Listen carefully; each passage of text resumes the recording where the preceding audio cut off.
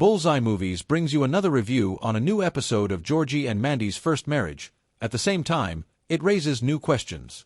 Will Georgie and Mandy's first marriage take the time to explore what happened between Meemaw and Dale immediately after their tense reunion?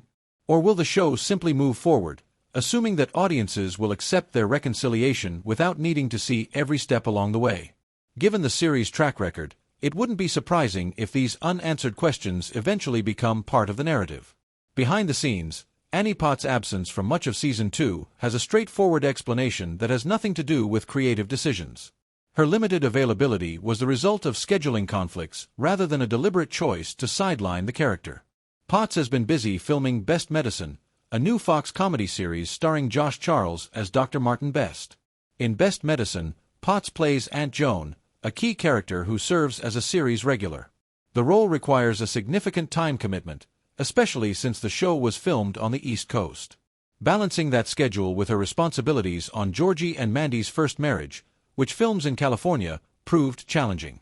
The geographic distance alone made it difficult to coordinate appearances without disrupting production timelines on either project. Rather than forcing an awkward explanation for Meemaw's absence, the creative team behind Georgie and Mandy's first marriage made a smart decision. They chose not to fully address where she was or why she hadn't been around. Instead, they allowed her to exist in the background, occasionally mentioned but never definitively placed.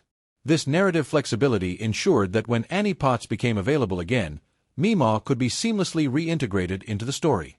This approach also makes sense within the context of Meemaw's character. Since she lives with Dale and has her own life independent of her daughter and grandchildren, it's entirely plausible that she was simply occupied with her own affairs. Whether she was traveling, focusing on her relationship, or just choosing to stay out of family drama, her absence doesn't feel out of character. By keeping her situation intentionally vague, Chuck Lorre and his team avoided writing themselves into a corner.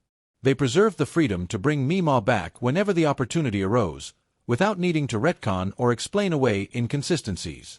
It's a subtle but effective example of thoughtful storytelling that prioritizes long-term flexibility over short-term exposition. Now that her return has been confirmed, it seems only a matter of time before Meemaw re-enters the narrative in a more prominent way. When she does, she will undoubtedly have opinions, strong ones, about everything that has transpired in her absence.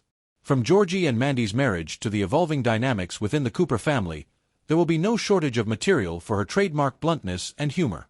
Her reappearance also reinforces the idea that Georgie and Mandy's first marriage is not just about a young couple navigating adulthood. It's about legacy, family connections, and the way relationships evolve over time.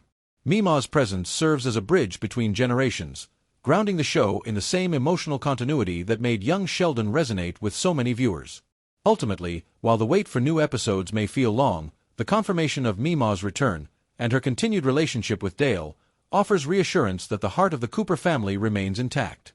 As the series moves forward, fans can look forward to seeing how these familiar characters adapt to new circumstances while staying true to who they've always been. And as audiences settle back in for primetime viewing, there's a comforting sense that even amid change, some things remain constant: sharp wit, complicated love, and the enduring presence of a grandmother who never fails to make her voice heard. Enjoy Bullseye Movies' primetime coverage.